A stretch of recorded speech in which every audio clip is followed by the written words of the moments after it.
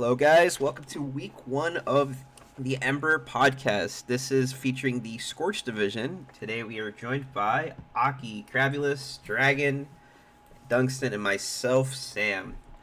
Obviously, pretty exciting week so far. I'd say we got some pretty hype moments, and everyone's kind of got a chance to show off. Obviously, we've seen Crab perform. Aki, Dungston, and Dragon have not performed yet. They're sort of a new addition. They're playing two matches next week, part of Team Moondusto, and Crabulous is a part of Team Forge Esports. Wait, no, I got that wrong, didn't I? It's a Forge Chaos, yeah. Forge Chaos, yep, Forge Chaos. So, how's everyone feeling after week one? Obviously, Team Moondusto, you guys got to see the week, but let me hear from you, Crab, first. How are you feeling? I'm feeling great. We had a pretty good showing, I'd say, as far as our first game being broadcasted was. Considering we ended up getting I didn't, but my 80 carry VV shout out to him. Ended up getting a Quadra game 1 and then even the Penta in game 2, right? Yeah, absolutely. So, coming out with a bang, honestly. Very close play, actually. The clip's also really is trending very well. Almost 5,000 views on that alone, so good for him. But what did you think of your competition? Were you did you guys scout a ton, or were you guys going in thinking that you guys were gonna pretty much stomp them? What was the? So, I'll keep it honest.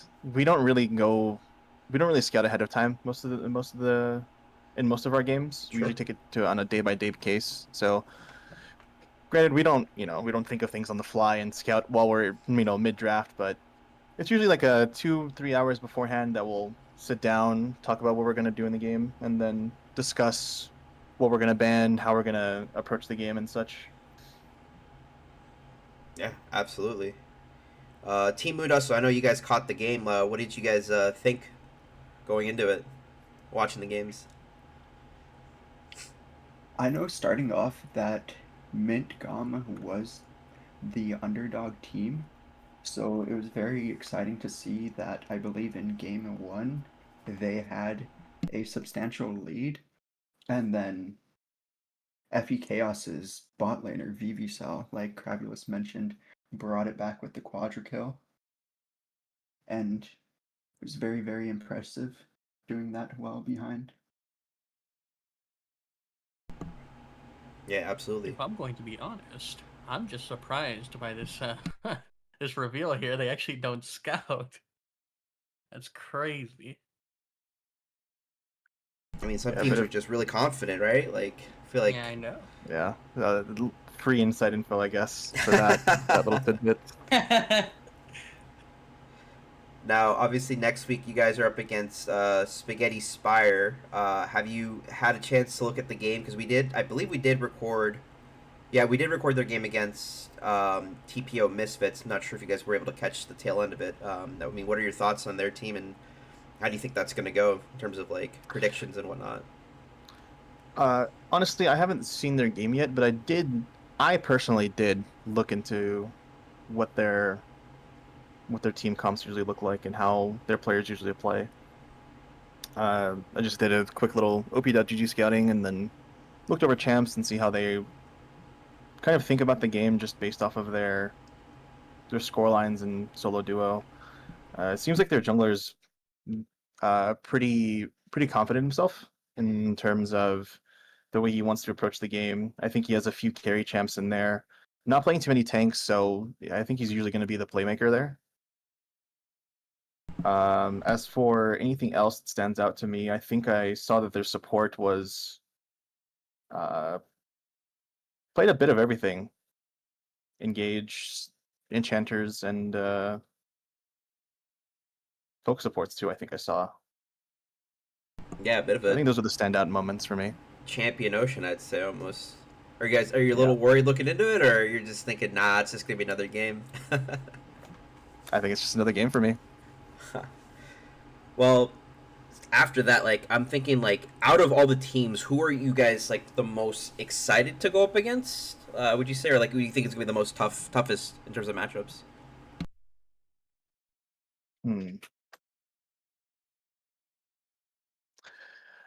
I would say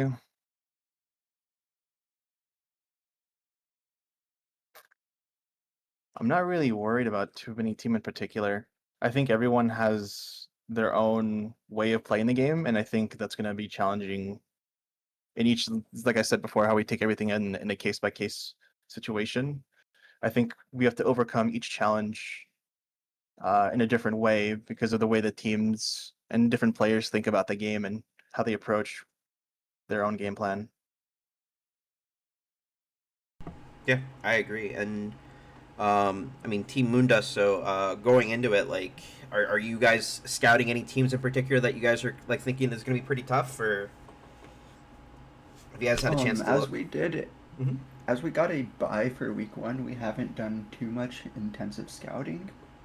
Although I have been told that Spaghetti Spire is a team to watch out for, so I'm excited to go against them.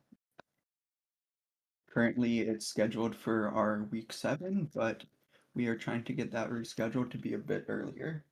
So hopefully, it's an exciting match.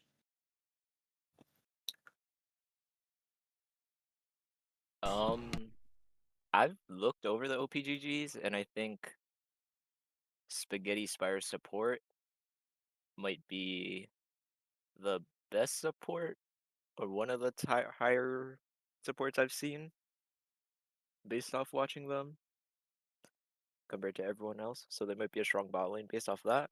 But yeah, that's about it for me in terms of scouting so far.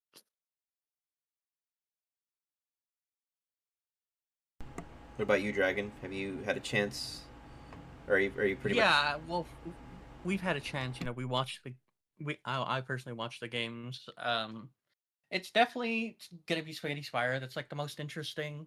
I've definitely looked around there, and it is gonna be one of the harder bot lanes we're gonna have to play into. But I'm pretty confident we can pull it out. One thing we did notice is apparently Nami seems to be like the perma pick of this tournament, so maybe we'll have to look into playing more Nami. How does that? Well, I guess so. Like, I wonder why. Is it Nami paired with like Lucian, or is it just like Nami? Just like it doesn't matter what the AD carry is. I Um, think I'll let you go. My bad. no, you go ahead. Uh, let's I, see.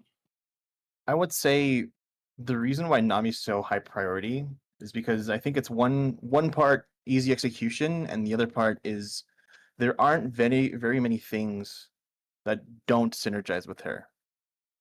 I mean, obviously she's more commonly paired with Lucian. I've seen a little bit of Yasuo here and there as well, but there aren't too many AD carries that come to mind that really can't utilize any part of Nami's kit really well. Yeah, I agree. And also, speaking of like Nami and supports, we are joined by Jurith here. Welcome to the podcast. Jurith, I know you messaged about the VV Penta. What did you have to say about that? Oh, hey, thanks for having me. And I think my ears were burning as Crab was talking. No, look, Vivi Saul pulled off an amazing play. Recognized the opportunity, but it starts with Crab recognizing the opportunity, right? When to dive back in. It starts with us peeling off the engage that they were attempting through the river bush. Don't have the replay in front of me, but I recall that was kind of like an extended, sort of trading sequence before we went for it. And it just shows what's possible when you have trust and when you have commitment from your teammates. So super proud of Vivi Saul, super proud of Crab, and just a great team effort to put off a really highlight play. Yeah, absolutely. I mean, your guys' energy was pretty good. I'd say both games that you guys played, you guys came in with like a bang and made sure that like you guys got some like really good hype moments. Um, Now that I have both of you, like, what would you guys say like is your is like the strength in your team? Is it like teamwork? Is it like solo style? Like what makes your team shine? And how long have you guys been together? Actually, that's another question I wanted to ask. Yeah, no, that's a great question. So taking the second part first, I mean, Crab, Vivisol, and I were on a team in the Rat Kingdom, the Rat Kingdom Jarls. Shout out to Rucha from our last, match. You recognize that? The former Rat Kingdom people coming back together. So that's kind of the core of the team. So we've been playing together better part of a year, but less than a year. And we recognized pretty quickly there was a lot of synergy between what we each do in sort of these map control and big damage roles. Um, and it's just, and I'd say that's it. It's you ask like what makes it go. Where does the energy come from? The energy comes from again that experience playing together, and also just the belief and the trust in each other that we know what we're doing. We have like a unified vision of how the game should unfold or how a play should unfold, and we're able to just commit to it and believe in each other's ability to execute.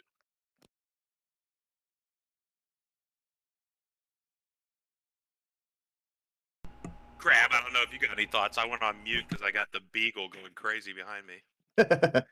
I would agree. I think, and well, we didn't. I don't think we did a great showing of it. I think it was just kind of our first game jitters that we were kind of going into it.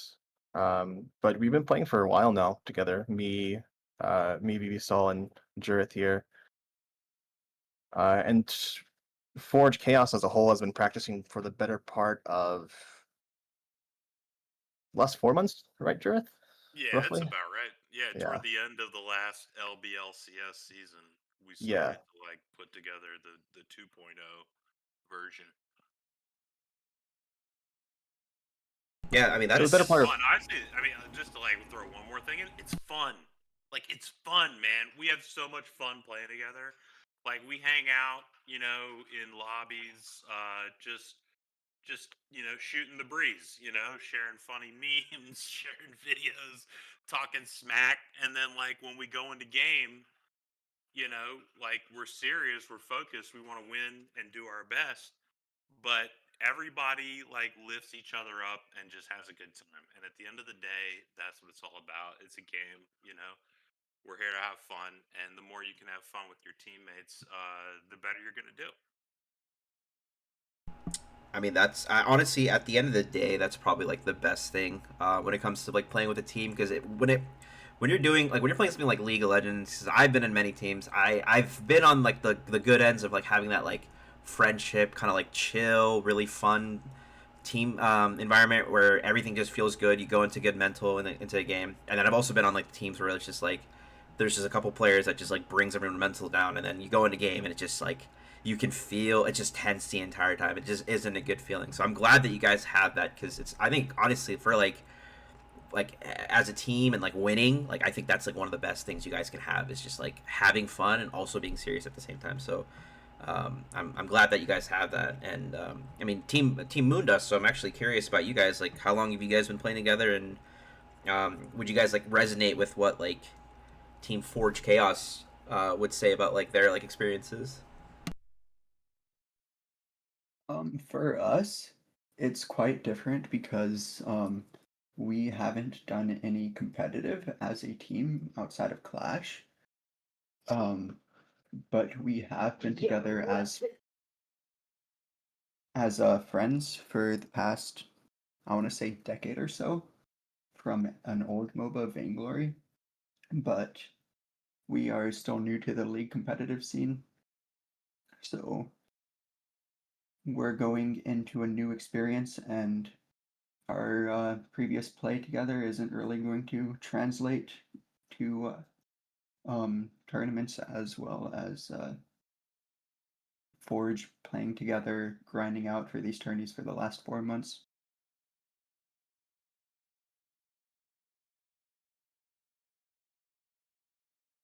Well, personally, I think like as a team, you're asking about our team play and stuff like that. I feel like just because we have known each other for that long, it does help, bridge a little bit of that gap. If Aki here asks me to go ahead and run it down so we win, there's zero hesitation behind that. Um, really does help knowing that like these two guys, like I'll trust them with anything. So it's a different kind of teamwork, but nonetheless, I think still effective.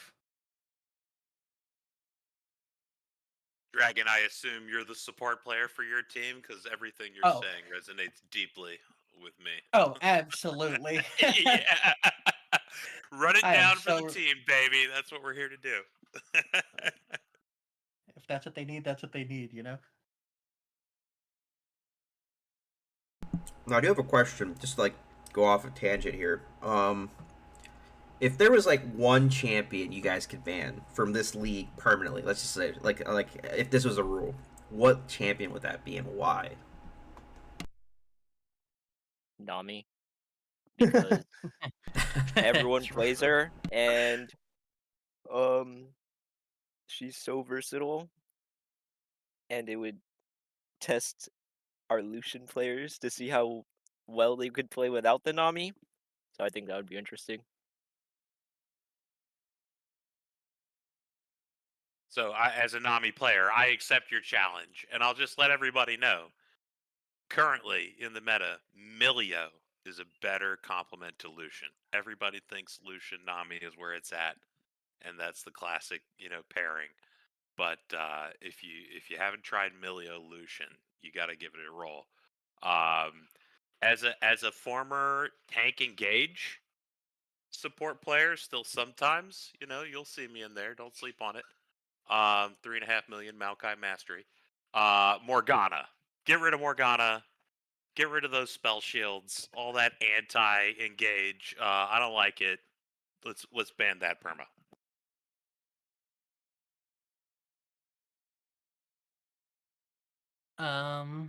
Let's see. As a engage / enchanter player, I don't really have like one set uh style. I would, while I agree Nami would be annoying, I want to get rid of the 50/50s. Let's get rid of Blitzcrank. How many team fights have been ruined by just a random Blitzcrank Q from the fog? I'm not ready to 50/50 and then just have our team wipe after that. Yeah, I mean, for me, I'd say, like, if support wise, I'd say Lulu. Lulu is like the vein of my existence because most of my champions are melee, bruiser, like in your face, and Lulu just makes it so like you just cannot play at all, and it's sometimes very frustrating.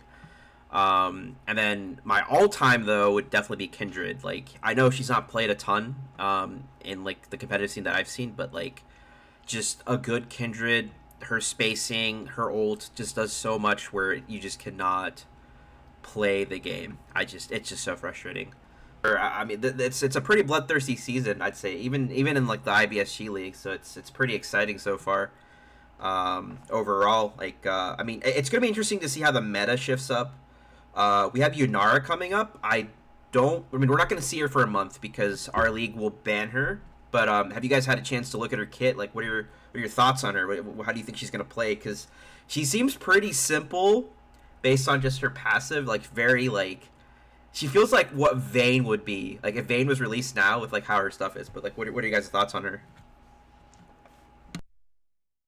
Uh, as the only AD carry here, I should answer. So she seems like a 1v9 type of carry that's honestly a balancing nightmare. She seems like very Zeri-esque when she was um first released, where like she presses R, she gets this amp, and she just totally wipes your team. Otherwise, she's less good depending on her scalings. She's very similar to a champion that was in our former MOBA, Vainglory, and that champion was the most broken, by far the most broken champion for the longest amount of time. So she seems fun and a good playmaker for AD carries. Yeah, I mean, it looks like another great scaling ADC option. Um, that's gonna feel a little broken, especially in solo queue, or will be absolutely useless, especially in solo queue, right? For the first few weeks, and we'll see. I expect it'll settle into the meta, but it looks exciting.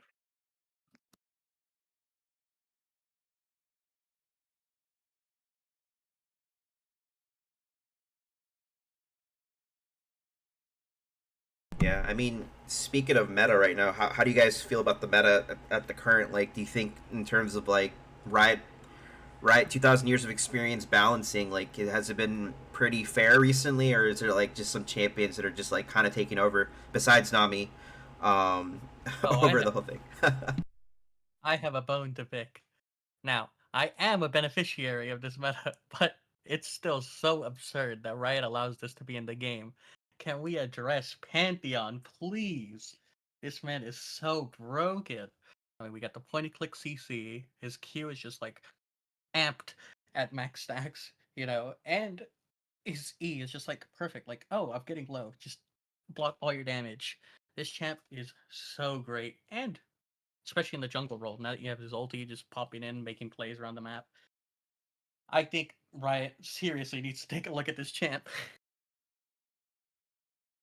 Yeah, I've actually been dabbling in said champion in solo queue. I will not lie. It's been a Oh, we very, have a new very champ to ban. pleasant time. That is a really good hot take. Like Pantheon in the jungle is crazy right now, and the flexibility of that champion to go in so many different roles makes it so hard to draft against. So I totally dig that as a champion that could need some attention. Otherwise, I feel like the meta, and I don't know if this is because fearless draft has become the norm in both pro play and amateur leagues, but I feel like the meta is so much more malleable now. There's not like this one style of comp that you need to go after every single game to have a chance to win. There's a lot of different ways to piece it together. And so I think it's one of the more vibrant times in competitive play.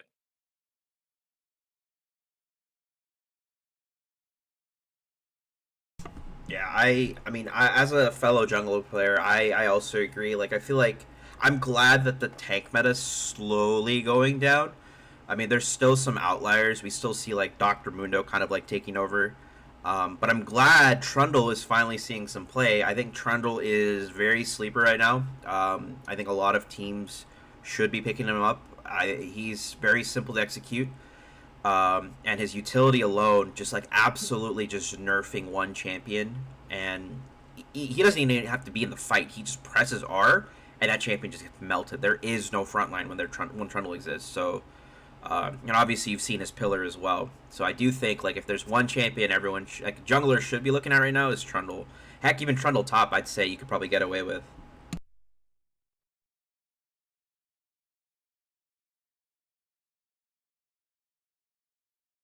Yeah. I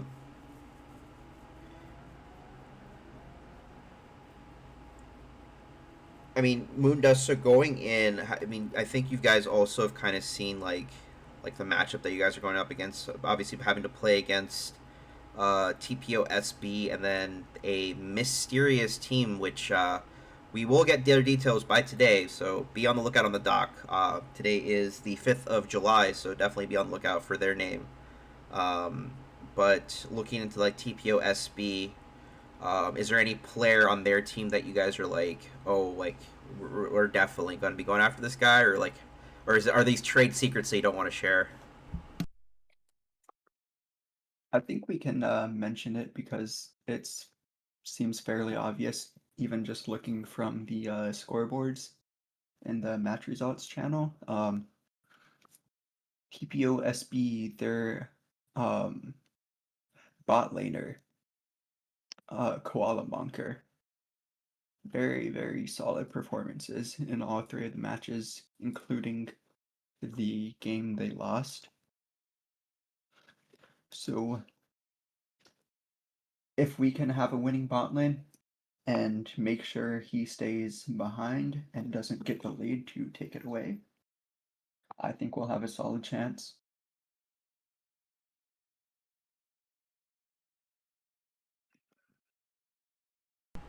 Like, I mean, winning bot lane is just so important. One thing, we have a great coach for our team, Zelius. I'm gonna say former Masters player because I think he's currently sitting in High Diamond right now. So we're gonna say former Master, maybe Master once again.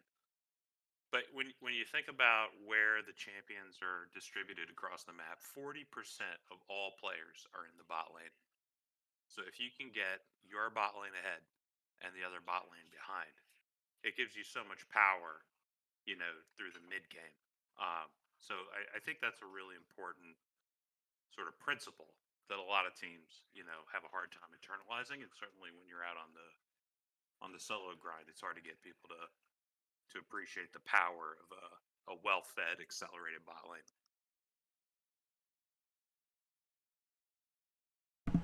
yeah, I agree. I do think like time and time again, like it's always been like if your bot lane is winning, more than likely like you will be winning the mid game as well, and you'll have control over the dragon, which dragons are very powerful. I mean, right? Didn't not just, but they buffed it not that long ago. So I do think like if you have a good synergistic bot lane and you're able to play very well, you can make a lot of teams like struggle throughout. So we'll have to see like who has the best bot lanes because I mean I have my thoughts, but I'm gonna hold them until we see a few more weeks of the Ember League, and see who comes out on top.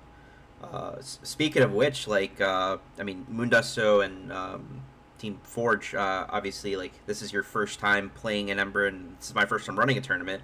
I mean, what are your thoughts on it so far? Is there anything like you'd like to see out of it? Anything you wish you could change? I mean, how's it feeling just like being a part of something like new? Well, I mean, I'd love to hear what Crab has to say, but I can tell you right now, we are loving it.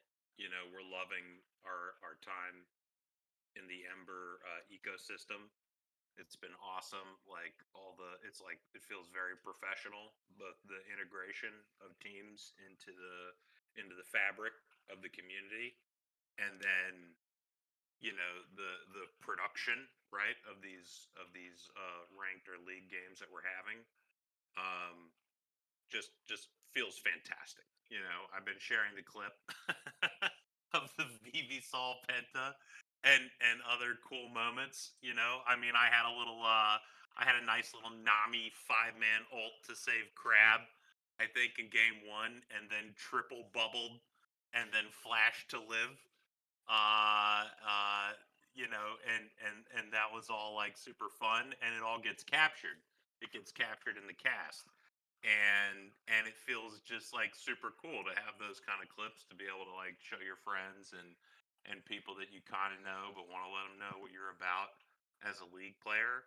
And Ember Esports is making that possible. So I mean, I think we're having a great time right now. I couldn't tell you anything to change. I just think keep doing what you're doing, and onward and upward.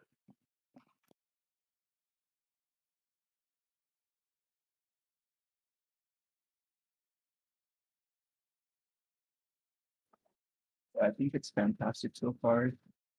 It is our first tournament, so I don't have too much to compare it to as a player.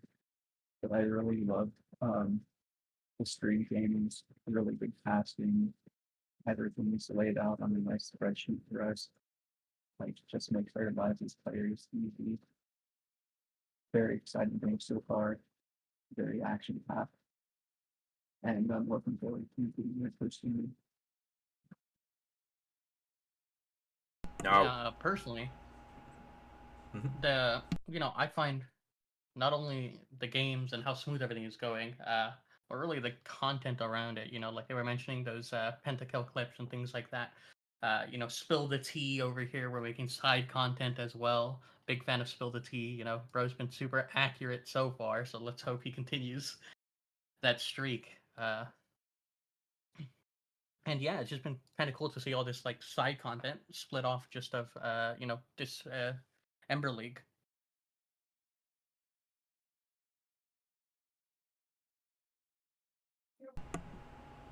No, I appreciate the kind I'm words. gonna quibble just a tiny little bit.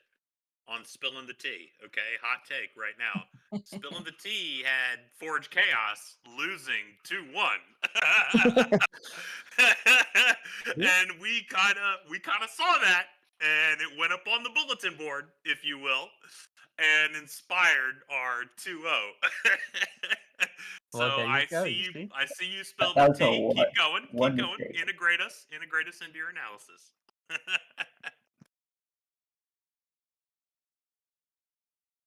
Even the best are wrong occasionally. Oh, I do like the Excel. I just was wondering about the stats. And I know like another league that I was in formerly, like a long time ago, they did like fantasy stuff, so that could be fun if you want to implement that. If you know what that is. Like based off champion or like player stats. So if you want to do that, that could be a fun addition once there are more people in the Ember esports ecosystem.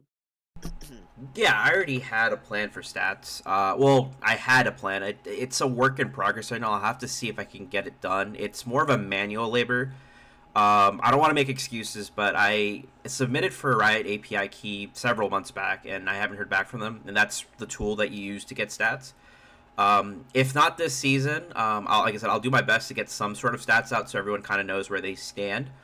But next season, for sure, expect a fully operational website with the stats as well. That's in the works right now. But as far as the fantasy, I've already thought about it. Once playoffs starts, I'm going to create a sort of fantasy draft where everyone can sign up and do their predictions, and the winner will receive some sort of like either money or probably RP. I do eventually want to start giving out merch. There's just some stuff with the merch store that's going on. If you guys haven't had a chance to look at it, we do have a link in our Discord for the merch store. It's also on our Twitch. But I was planning on maybe giving out like sleeves, mouse pads, shirts, you name it. So that's also in the works as well. Just kind of like working on slowly building it up. Um, but yeah, that's all that's coming up. Now, I don't want to hold the interview too long. The podcast. I do have one question for everyone that's here. And if you want to add something, definitely do. Um, is there any final words you have to any of your fans that are out there that are watching out and rooting for your teams, or just like you, just to say like you as an individual? Any final words you'd like to say to them?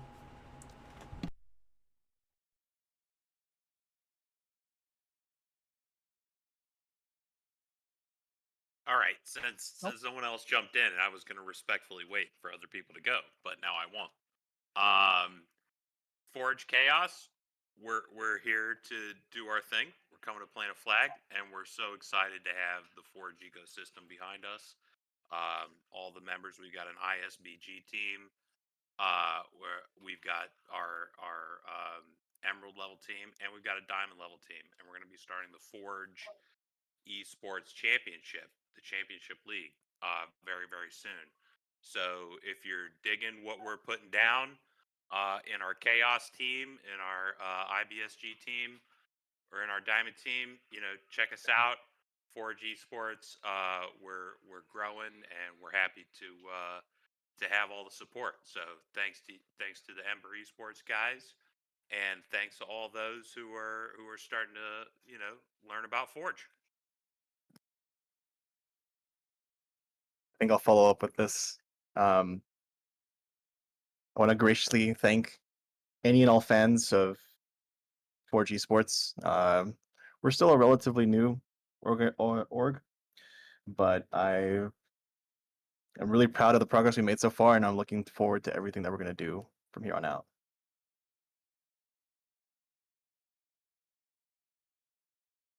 For Team Moondusto, we are a sponsorless team who hasn't played a game yet.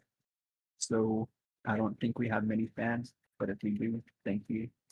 And hopefully our results will change out of that. Um, I'll follow up on that. We probably don't have many fans. Um, we're looking to perform in this event and hopefully get an org to sponsor us. Yeah, we're looking LFT. Yep. LFO, LFO. Oh, LFO. My bad. Yeah, and just to follow up off of that, yeah, like Aki said, we probably don't have that many fans, but we're hoping to pick some up. Keep these games exciting at the very minimum. And place well. We are looking for an org, so results are the best evidence. So we're gonna try and go as far as we can, and we're really looking forward to the competition that Ember has to offer. Well, thank you guys so much for joining me for this week's podcast. I mean, the fire's only going to get hotter for this week and the next week and the following weeks. Definitely pay attention to our Monday's match, which is going to be it's going to be Moo Crew versus White Lotus Wisteria in our Cinder League. So we'll definitely see some sparks there, and we'll get their thoughts tomorrow as we do another podcast with the Cinder League to see how they're feeling on the upcoming matchup. If you guys haven't, follow our Twitch channel at Ember Esports, also our Instagram and Twitter. We're going to be making posts as often as we can, and for all the clips that are made by everyone that's in the league, please do post it in our league clips channel, or just share them just to get like your fun plays out and just all the awesome outplays that you guys got going on. We'll catch you guys for the next episode next week. Have a great evening and weekend.